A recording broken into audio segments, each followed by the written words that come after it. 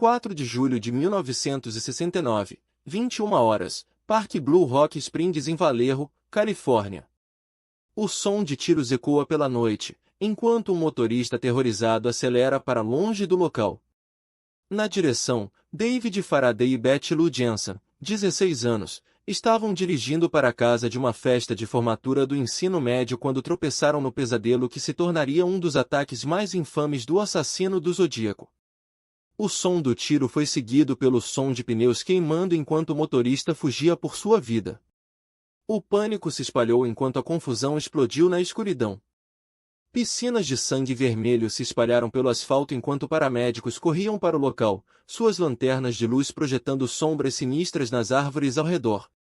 Carros de polícia iluminaram a noite com suas luzes piscantes, um contraste áspero com a calma sinistra que consumiu o parque.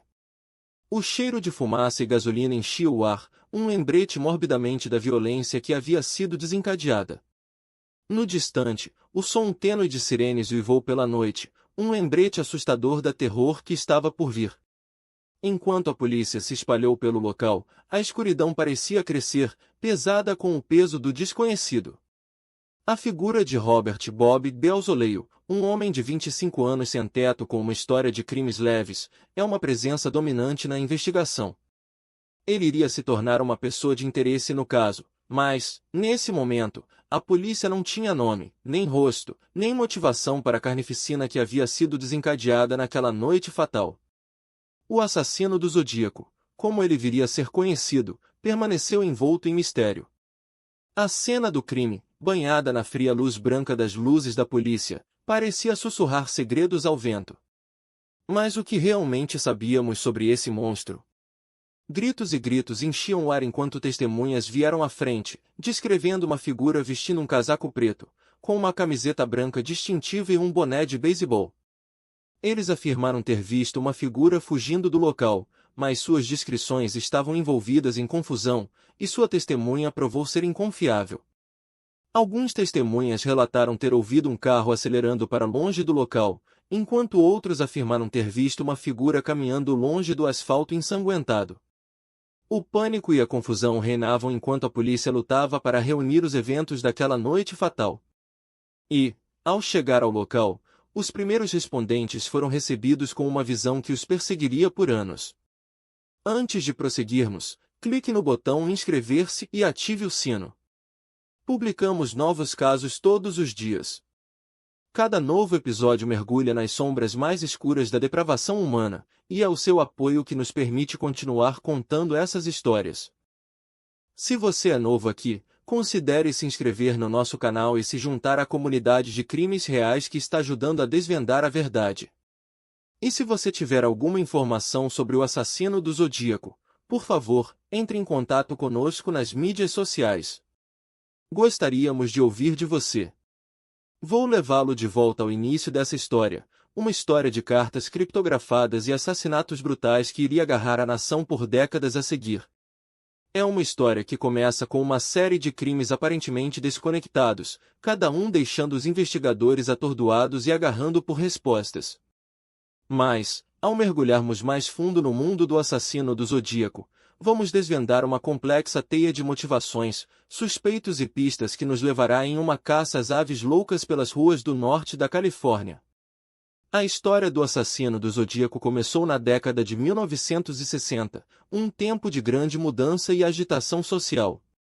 Enquanto o país estava sendo arrancado pela Guerra do Vietnã, uma série de assassinatos brutais sacudiu as comunidades pacíficas do norte da Califórnia. As vítimas pareciam aleatórias, com uma mistura de homens e mulheres, e uma variedade de idades e backgrounds. E no centro de tudo estava a figura enigmática conhecida como o assassino do Zodíaco, um mestre da desinformação e da manipulação que parecia estar sempre um passo à frente da lei. Mas quem era esse assassino? E o que o impulsionava a cometer crimes tão hediondos? Era ele um produto do tempo, uma reflexão da putrefação social que estava se infiltrando na tecido da América? Ou era algo mais, um produto de uma força mais escura e sinistra que se escondia apenas abaixo da superfície de nossas comunidades idílicas? Enquanto exploramos o mundo do assassino do Zodíaco, vamos desvendar a evidência, as teorias e as lendas que cercam essa figura infame. Em 1966, Richard Gaikowski estava vivendo uma vida que parecia ser ordinária em São Francisco, Califórnia, aos 32 anos de idade. Ele residia com sua esposa, Bárbara, no bairro Aitachuri, que era conhecido por sua cultura boêmia e artistas. Richard trabalhava como jornalista e editor, escrevendo para várias publicações, incluindo o jornal underground Oracle. Ele era um homem carismático e bem-querido, frequentemente descrito como quieto e reservado por aqueles que o conheciam. A vida de Richard parecia estar cheia de excitação e promessa, pois o movimento da contracultura de São Francisco estava em plena floração. Apesar de sua natureza reservada, Richard era um trabalhador incansável e um editor dedicado. Ele estava casado com Bárbara, e eles tinham um círculo social apertado. Richard era conhecido por ser quieto e reservado, mas seu humor seco muitas vezes pegava as pessoas de surpresa. Na superfície, a vida de Richard parecia idílica, mas abaixo da fachada, algo estava fervilhando.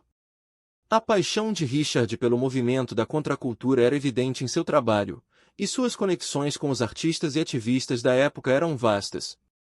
Ali que a habilidade e a relatabilidade de Richard derivavam de sua personalidade terrena e de sua disposição para ouvir.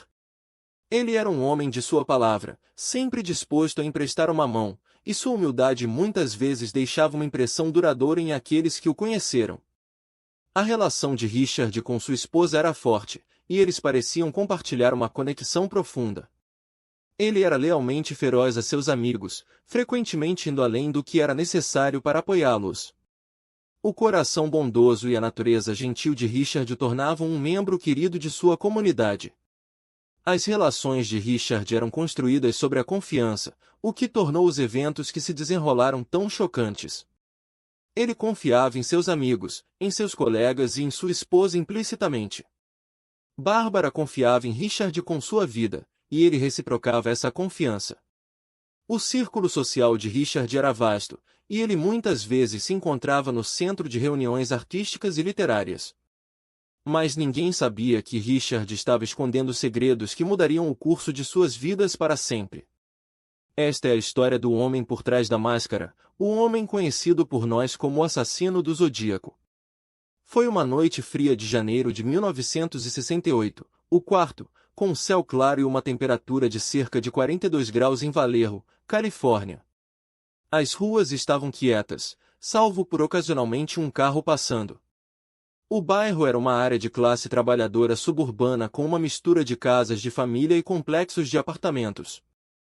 A área era considerada relativamente segura, um lugar onde as famílias viviam e os filhos brincavam. Foi uma noite ordinária em um lugar ordinário, mas uma que logo se tornaria um pesadelo. Os eventos que levaram ao crime começaram vários dias antes, quando um suspeito de um possível roubo foi relatado à polícia. No entanto, esse suspeito se revelou uma identificação errada, e a investigação policial levou a um beco sem saída. Enquanto isso, a polícia estava ocupada investigando uma série de assassinatos sem solução que haviam ocorrido na área da Baía de São Francisco ao longo do ano anterior. O assassino parecia estar sempre um passo à frente da polícia, deixando atrás de si mensagens criptografadas e códigos que apenas aumentavam o mistério. Enquanto a polícia procurava por pistas, eles não tinham ideia de que o próximo assassinato já estava em andamento.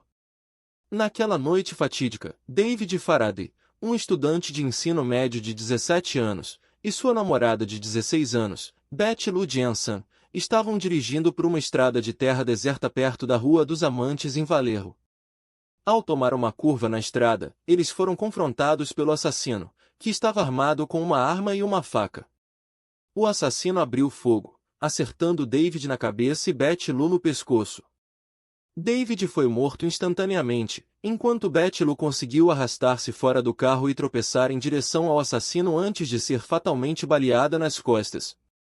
O assassino então partiu, deixando atrás de si uma cena ensanguentada e inanimada.